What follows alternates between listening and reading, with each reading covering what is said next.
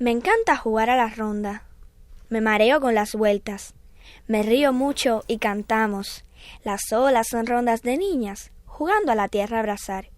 Y yo imagino que para abrazar la tierra hacen falta todas las niñas del universo. Nací en un solar.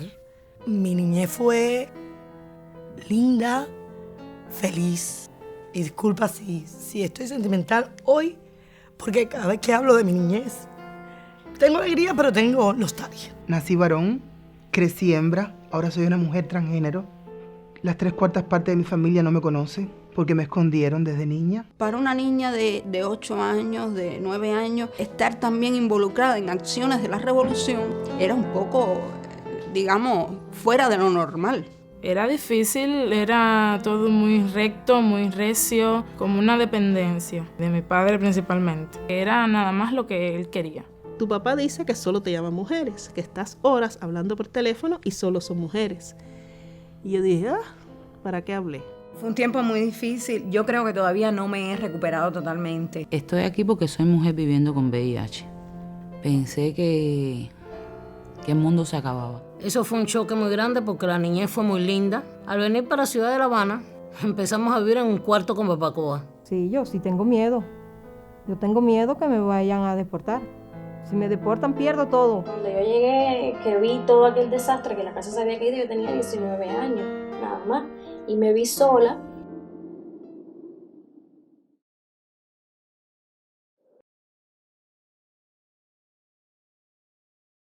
Por supuesto que voy a seguir luchando, si esas son las hijas que yo parí. Después que el niño nació, la convivencia se fue empeorando porque él nunca ha aceptado la enfermedad del niño. Yo creo que yo luché mucho por estudiar, por hacerme alguien en la vida, por todas las humillaciones que yo recibí en mi niñez. Creo que es primera vez que lo estoy diciendo. Cuando crezca, voy a ser una mujer feliz.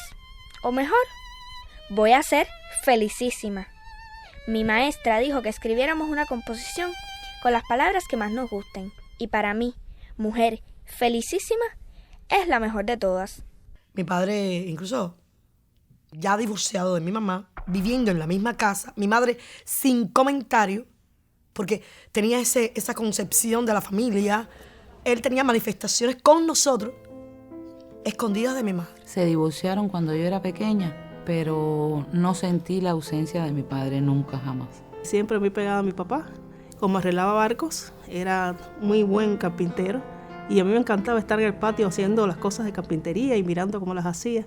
Y mi mamá que estuviera en la cocina y yo que no, que para el patio.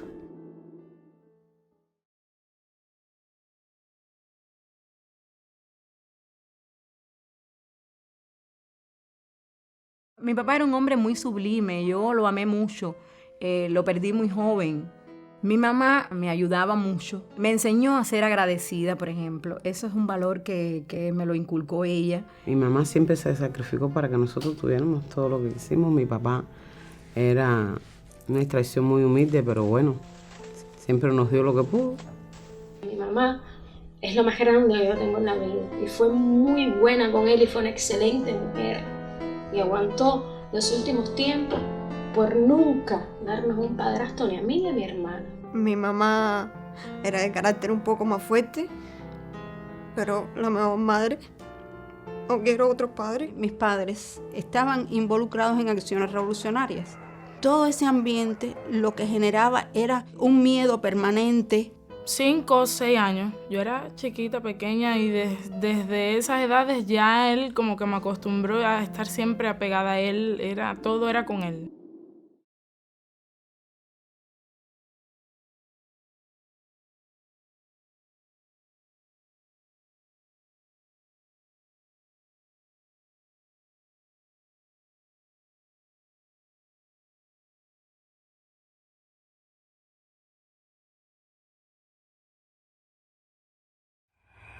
Mi papá, después de tantos años de desaparición, aparece en nuestras vidas. Pasaron un par de años y mi papá se enferma. ¿Por el qué dirán fui a cuidar a mi papá? Lo que aprendí fue a gritos y a maltrato. Me daba con las muletas cuando hacía algo mal. En aquel tiempo yo odiaba grandemente a mi padre. Y en un momento, un domingo, ya yo tendría 6 años Yo sentía que mi papá, la gente decía que se estaba muriendo. Una persona le había dado un tiro y estaba gravísimo. Una muerte en defensa propia, por supuesto. Le pusieron 8 años. Yo a mi madre le tengo como un amor, pero un amor con lástima. Un amor como que es una mujer muy sacrificada, que me lo dio todo. Qué entretenimiento una mujer con 2 niños podía ver en aquella casa. Que no había televisor, no había un refrigerador, bueno, si no había luz eléctrica. Coincidiendo con la época de Girón, mi padre dijo que no se podían hacer fiestas porque la patria estaba de luto y más nunca tuve un cumpleaños. A los 12 años estuve varios meses prácticamente postrada. Incluso llegué a pensar en diferentes formas de cómo suicidarme. En la niñez está todo. A veces tú puedes ser una persona que aparenta ser una gente dura y no eres dura, es que la vida te golpeó y entonces andas como con mucho miedo a que la vida o las personas que te rodeen te golpeen.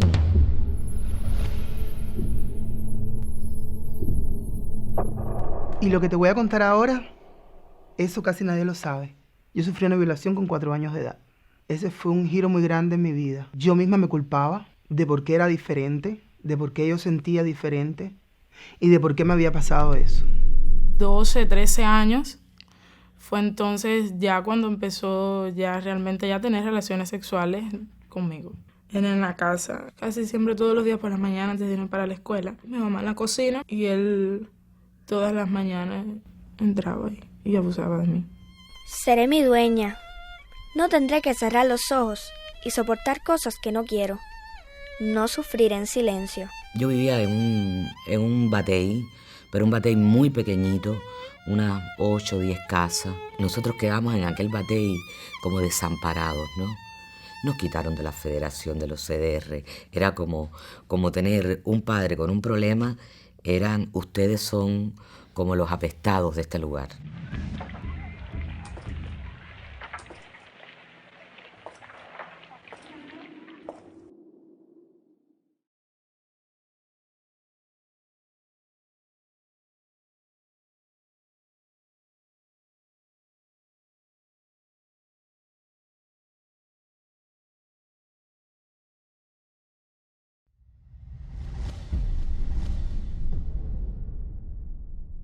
Después que estudié me casé, estuvimos viviendo ahí aquí en La Habana, que salí embarazada de la niña. Tuve que irme para Oriente porque no me quisieron atender en el tiempo de la barriga.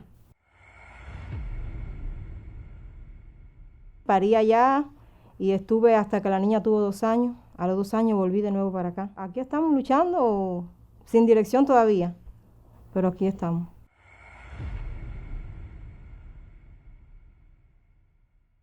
Pasé hambre. Pasé mucha necesidad, muchas humillaciones. Yo tenía una maestra de primaria. Te decían, ¿en qué trabaja tu mamá? Bueno, mi mamá trabaja en el comedor obrero. ¿Y en qué trabaja tu papá? Y yo me trancaba, yo no decía. Y la maestra volvía, ¿en qué trabaja tu papá? Y yo lo que me daba era vergüenza decir que mi papá estaba preso.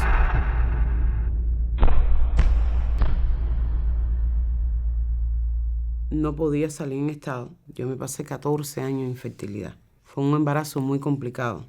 El niño mío tiene retraso mental ligero con rasgos autistas. Y bueno, yo lo acepté. Yo estaba tan contenta por ser madre que yo aceptaba lo que fuera.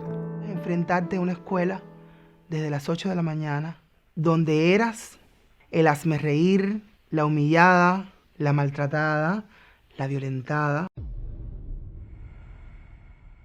Tenía muy pocos juguetes. Creo que en mi casa había un problema más grande, que era la situación que teníamos económica y no tener a mi padre. Pero yo era una niña feliz jugando con vidrio, con pedacitos de cosita. No sé, mi mamá me ponía una teja, una yagua, cualquier cosa de allá abajo. Esa era mi casita, me metía todo el día en eso, ¿no?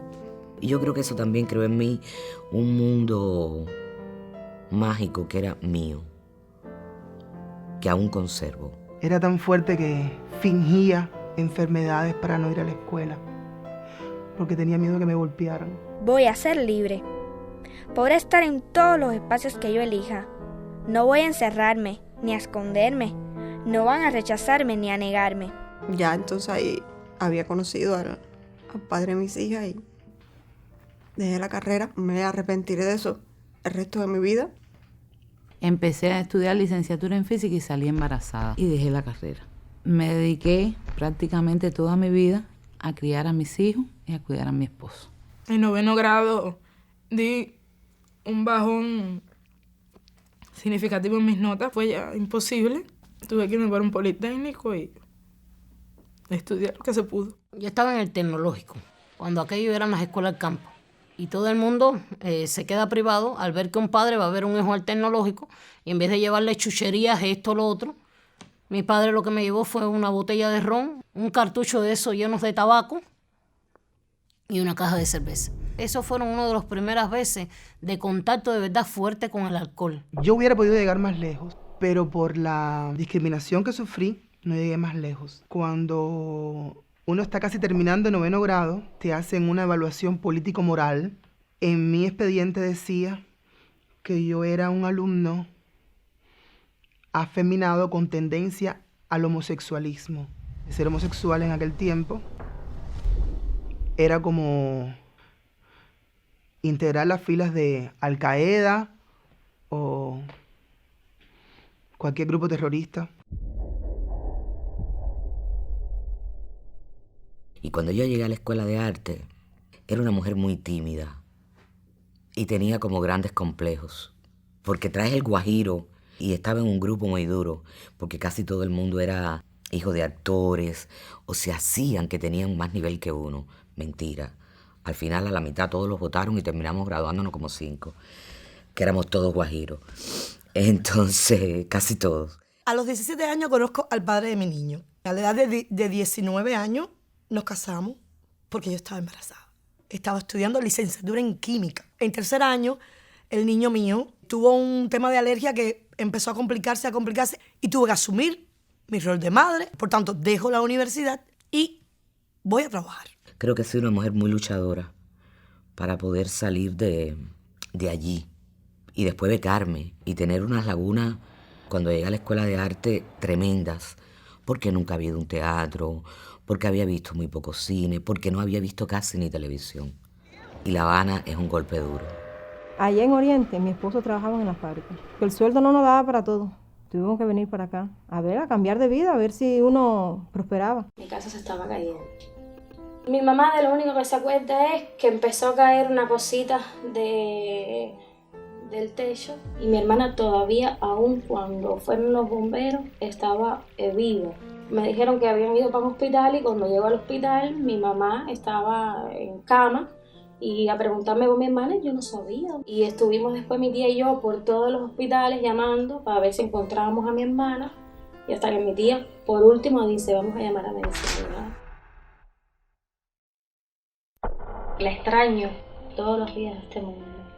Todos los días de mi vida yo la extraño a ella.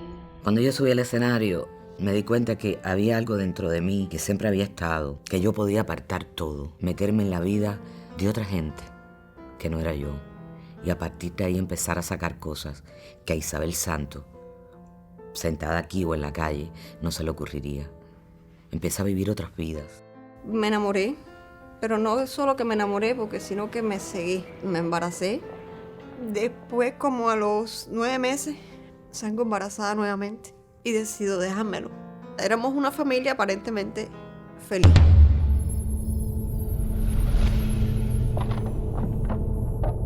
Yo creo que he sido más discriminada por negra que por lesbiana. He sido discriminada de ambas formas. Negativa porque ahí dicen, la negra esa que se cree. O cuando había que cumplir un indicador en la empresa, pensaban en Adis como la negra que puede ocupar la plaza para que el indicador de discriminación baje. ¿No? Yo lo ocuparía porque tengo las condiciones, porque tengo los conocimientos.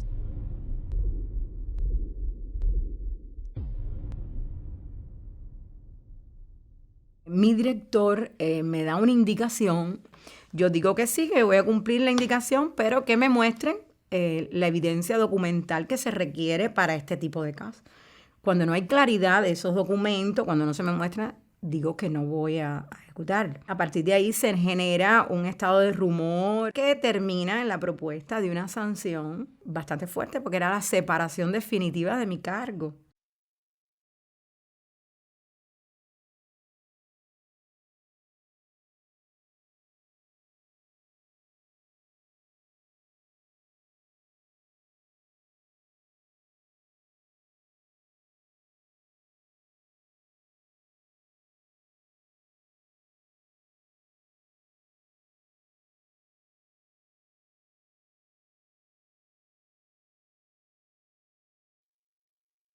Yo he sufrido muchísimo y lo único que me ha salvado como mujer es el trabajo y que con 54 años tengo un compañero maravilloso. Mi esposo a veces no entendía. Fue una etapa muy compleja que tuve que asumir con mucha fuerza para poder ser yo. No dejar de ser Teresa para ser Teresa, la esposa de un hombre. No seré la hija de, la esposa de, la madre de, la abuela de. No limitarán mi esencia, no domarán mi ser. ¿Cómo fue? No sé. Llegó el tiempo que para poder convivir con aquellos gritos, aquellos maltratos, aquellas cosas en aquel hogar que yo no sabía hacer y las tenía que hacer obligado, yo tenía que beber a toda hora.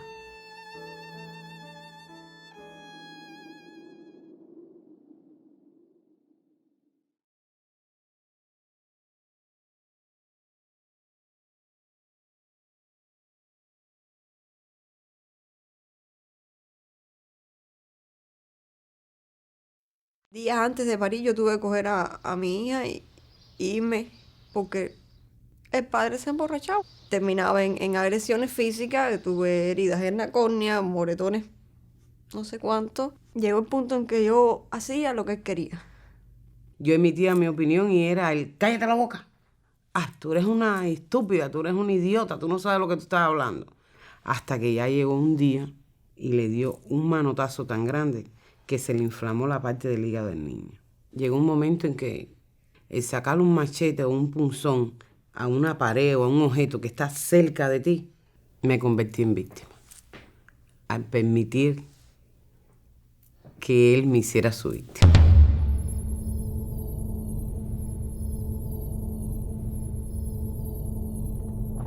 Él era el que manejaba todo en la casa. Y si él decía sí, se hace. Si él decía no, no se hace. Entonces venían los golpes. Y ya él no le importaba gritar, no le importaba pegarnos, no le importaba decir lo que tuviera que decir. Quien me viola, lo único que recuerdo era que tenía el cabello muy canoso.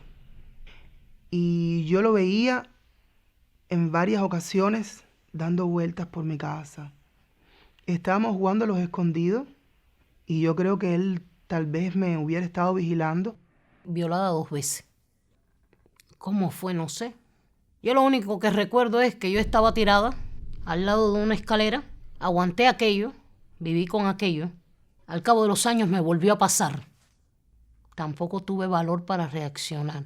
Esa es mi gran realidad. Él sí sabía que tenía VIH. Cuando nos separamos, me entero, me hago la prueba y me diagnostican persona seropositiva. Somos distintas mujeres infectadas por el mismo hombre. Le daba por tener relaciones sexuales, que es lo más desagradable y asqueroso que hay en la vida. Él no tiene fin, él no tiene una parada.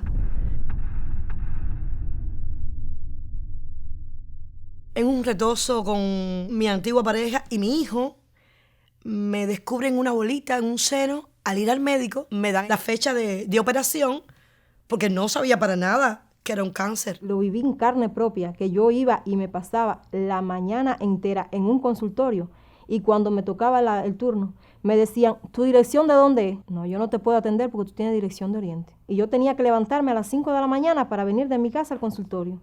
Embarazada, yo tenía 4 meses de embarazo. Y no me quisieron atender porque yo no tenía dirección de aquí de La Habana. Yo era oriental y como era oriental tenía que irme por Oriente. Pero mi mayor experiencia fue con la violencia laboral. Es algo que recibí de igual modo que se recibe una bofetada. Afectó mi salud, mi estado psicológico.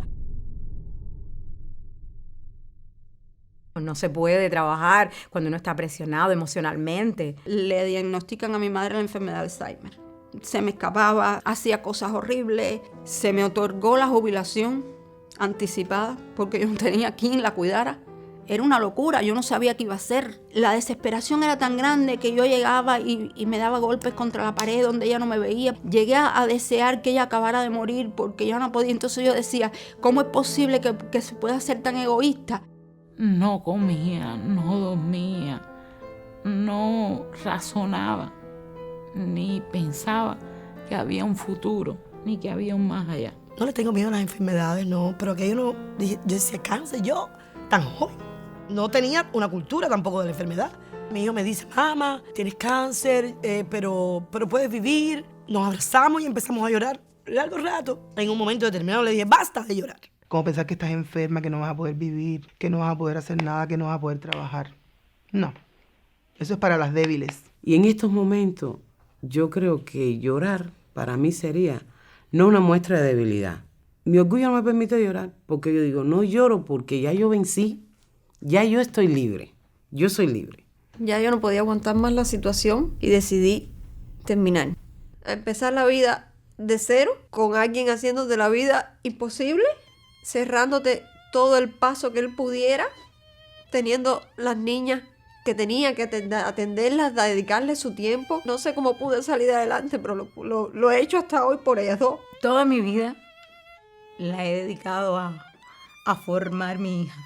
Ahora, de pronto, ella hace su vida profesional, es músico y ella ama a un hombre que vive en el exterior. Y se me va. Pero yo simplemente no podía dejar mis hijas al abandono, no lo podía hacer. Y que de cierta manera me siento culpable. Estuve en casas de amistades, en casas de familiares, en la calle. Cuando yo tenía 15 años fue que fuimos a la unidad y lo denunciamos. Y dijimos que nosotros le teníamos miedo y que no podíamos esperar a que él virara de La Habana. La imagen que él dio cuando él lo apresaron fue que fuimos nosotras las que le queríamos a él hacer daño y quitarle la casa. Actualmente yo vivo en un contenedor. Ahora estamos construyendo una casita de piedra, porque nosotros somos 4 en la casa. Y ahí vivimos todo el mundo juntos, ¿entiendes? Estamos todos juntos, porque usted sabe lo que es un contenedor. Mi casa tenía una pared, era la pared de una escuela. Entré en un litigio para poder arreglar mi casa. Cuando ellos fueron a inspeccionarla, dijeron que eso pertenecía a educación. Cuando le pedí a educación que viera lo que hiciera porque se me iba a caer mi casa, dijeron que pertenecía a la vivienda. Entonces, entre esa gran pugna que estuvieron por años, pues entonces un buen día se cayó. Como vivía mi mamá, en las condiciones que estaba mi mamá, por todo lo que habíamos pasado, que yo perdí a mi hermana, estuve 13 años ahí albergada y nunca me sacaron de ahí. Y cuando me sacaron para un edificio que supuestamente es nuevo, en La Habana Vieja, en un 5º piso. Se olvidaron de que mi mamá no puede subir escaleras. A partir de ahí salí hacia un albergue y llevo 15 años ahí. Vivo bien estrecha con toda mi familia, en un espacio muy, muy chiquito, pero en ese espacio chiquitico he sido muy grande. Aunque uno pase trabajo aquí, pasa menos que allá en Oriente. Vinimos para acá fue para prosperar, no para volver, como aquel que dice, derrotado para atrás.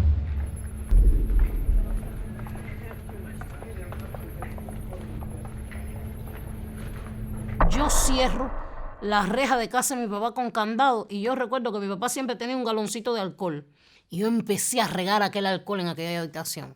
Pero era tanta la borrachera que yo no podía prender los fósforos. A partir de ese día, mi papá no quiso más que yo fuera a su casa. Mi papá tenía una imagen perfecta, por así decirlo. Él buscó la iglesia como pantalla, ¿no? Para entonces detrás estar haciendo lo que estaba haciendo. Este derrumbe marcó mi vida y la de mi familia para toda una vida. Y esto es una violencia. Vivir con mi tío es una violencia. Perder a mi hermana. Soy una sobreviviente de esta isla. Yo he sobrevivido a la violencia, primero de mi familia, a la violencia de la sociedad, a la violencia institucional. Yo creo que a la única violencia que no he sobrevivido Las niñas, él quería llevarse, le dije, no se vayan con su papá. Está borracho, míralo cómo está. Y la mayor me dijo, mami, si no nos vamos con mi papá, te va a seguir haciendo cosas. Yo no quiero que te haga más nada. Se fueron con el padre. Me quedé muerta en vida. Y una noche de esas yo llego borracha. Yo empujé a mi mamá cayó. Fue una etapa muy difícil, muy difícil. Es muy difícil. Tener una madre de 93 años que necesita cuidados es muy difícil. Querer amar y no poderlo hacer libremente es muy difícil. Querer trabajar y ganarse un lugar en donde quiera que uno esté, aportar a la sociedad y que se les reconozca a uno el trabajo es muy difícil. Estar aquí haciendo esto es muy difícil. Viviré sin miedos. No me asustaré con el ruido que hace mi corazón cuando late rápido y fuerte. Yo puedo estar picando una cebolla y estoy pensando en esta mujer y la empiezo a ver y por qué habla y qué le pasa en su casa y qué le pasa con sus hijos. Nunca critico a mis personajes, nunca. Él empezó de que él quería la custodia legal de las niñas, porque si las niñas estaban viviendo ahí, están viviendo contigo, yo te voy a dar la custodia. Porque un papel no me va a quitar el amor que yo siento por mis hijas ni el que ellas sienten por mí. Fue un error. Eso me ha costado la vida, por así decirlo, porque apenas vivo. Todas las palabras van a ser mías. No hablar en susurros para que no sepan lo que digo. Diré sí o no, porque yo quiero. Mi voz tendrá la fuerza de la dignidad. Vivir tantas vidas, meterme en tantas pieles de tantas mujeres. Necesito vivir eso. Me cohíbo de hacer cosas por miedo. Yo para salir aquí tengo que salir con la niña porque me da miedo de que me vayan a parar al ver mi dirección y deportarme. Eso es violencia. Todos somos cubanos. Volví a poner un abogado para que volver a solicitar la custodia de mis hijas, porque dije esto al final tiene que ser legal. Ahí en la sentencia, yo soy la peor madre que puede existir y él es el mejor padre internacionalmente. Que si hubiera una medalla para el mejor padre, pues según esos papeles hay que dárselo a él. No entiendo que un menor sí está en etapa de adolescencia, pero cómo no se pueden dar cuenta de que están manipulados o amenazados. Hay gente que están haciendo mal su trabajo o que no le importa o me duele a mí porque son mis hijas. Revisar las políticas, revisar a las personas que determinan las políticas públicas, a las personas que están dirigiendo muchísimos sectores donde hay mujeres. Hoy la mujer tiene algún conocimiento, tiene empoderamiento, pero todavía tiene como una pared imaginaria en la cual choca y no puede ser.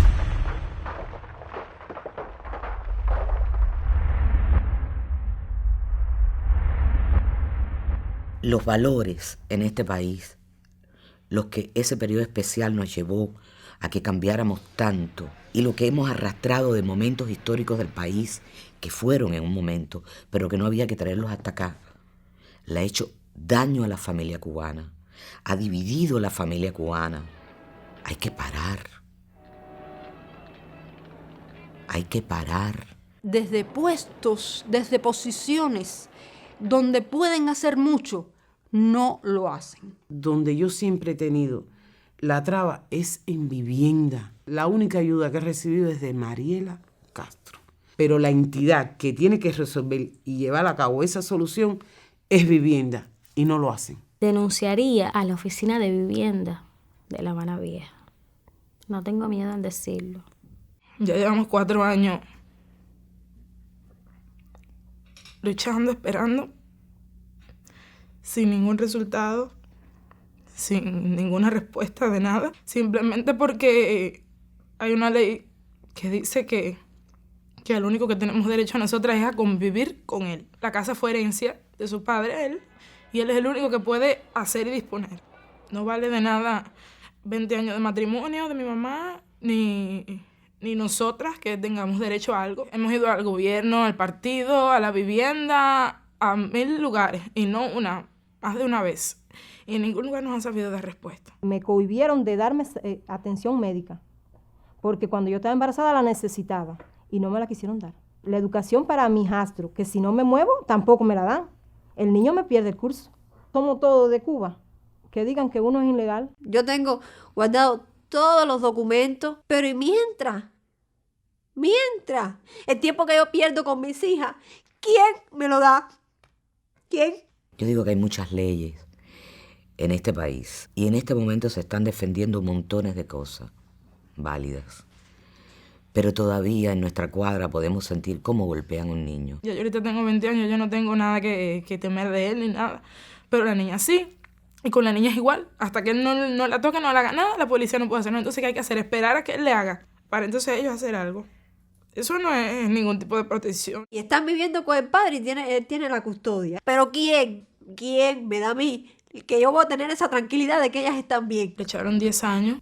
Pero ya a los 2 años estaba saliendo de paz. O sea, que fue algo... Yo sé que ya dentro de poco ya le dan la condicional.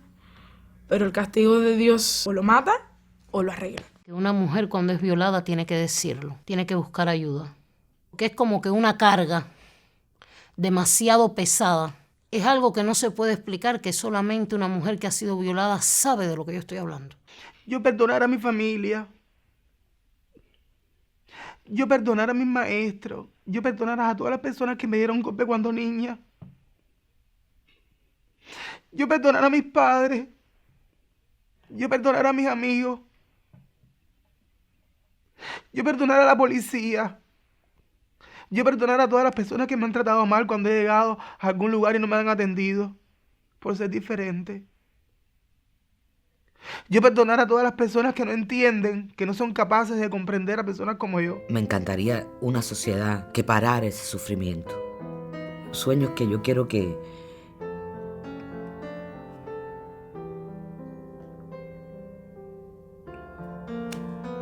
se hagan realidad. Todavía sentimos que no tenemos esa igualdad ni esa equidad. No la tenemos. Y calculemos que si somos campesina, si somos negra y si por alguna casualidad es lesbiana, menos todavía.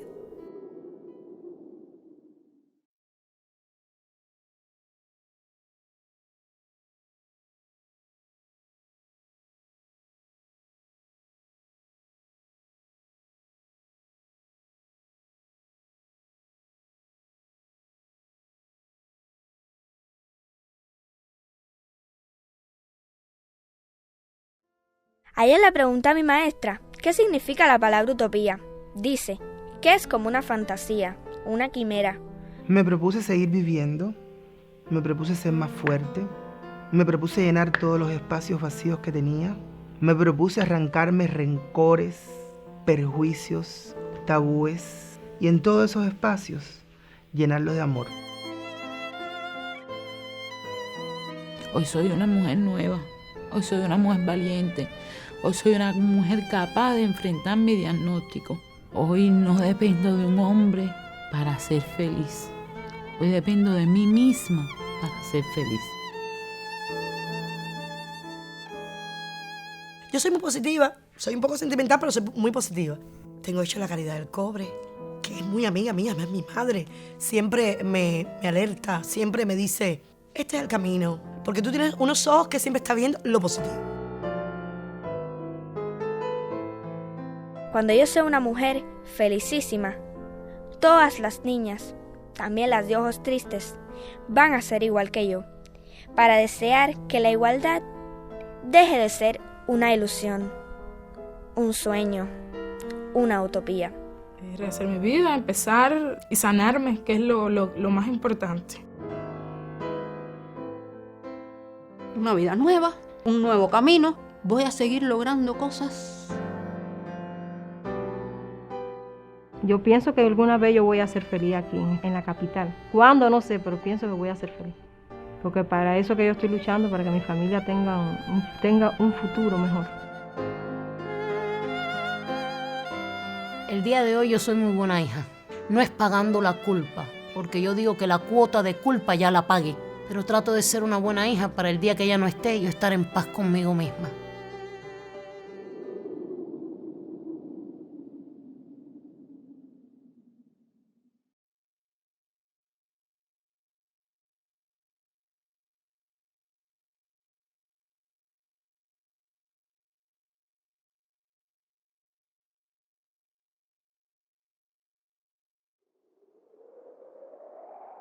Ya empecé a bajar de peso, ya me veía, ay, qué linda, ya me interesé más en pintarme, en arreglarme, en acomodarme el pelo. Ya cuando vi que empezaron a piropear me dije, yo sí puedo, tengo esperanza. He tenido mis novios, pero el que vive en mi casa conmigo oficialmente es él porque ya yo tengo mi privacidad.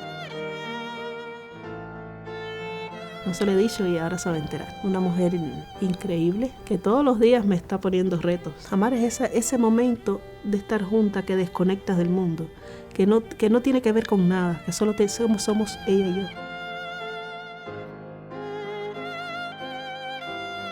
La necesidad de amar es algo que no se separa de mí. A veces escribo. He tenido un amor intenso, muy lindo, que lo disfruté, que lo viví. Yo tengo esa hija el día de hoy porque la doctora, no sé cómo lo hizo, no sé cómo lo logró, pero ella fue la que me hizo mi inseminación. Mi hija es una niña bella, hermosa, preciosa, inteligente, amorosa. Si me dices ahora un deseo, yo quiero estar acostada en la cama con mis 2 hijas. Es lo que yo quiero. O escuchar que ellas me digan, mami. Puedo caminar con el dolor. Es una mochila que llevo, que pesa que no te puedes imaginar. Pero yo tengo una fuerza tan grande.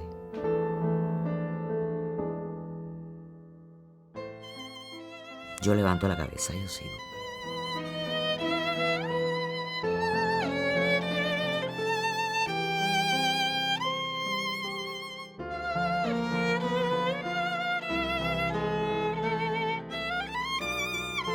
Hay que abrazar la vida. Y como mujer sí la abrazo. De lo contrario no sería yo. Eres el viento inconstante, veloz impaciente, caricia de brisa. Eres la bruma en la noche, la estrella de paso, la sed y la prisa. Eres silencio remoto, dolor escondido, fogata encendida, luz y penumbra en el tiempo, fantasma que llega, labio que suspira. Eres la lluvia y la hierba, la vida que pasa, calor que vacila. Eres mirada tendida, distancia insalvable, sol del mediodía. Eres la luna y la aurora, la espuma en la arena, la pena prendida. Eres promesa de nube, la calle mojada. Son tantas las pérdidas, incluso hasta lo profesional. La vida ha continuado y yo he continuado con la vida.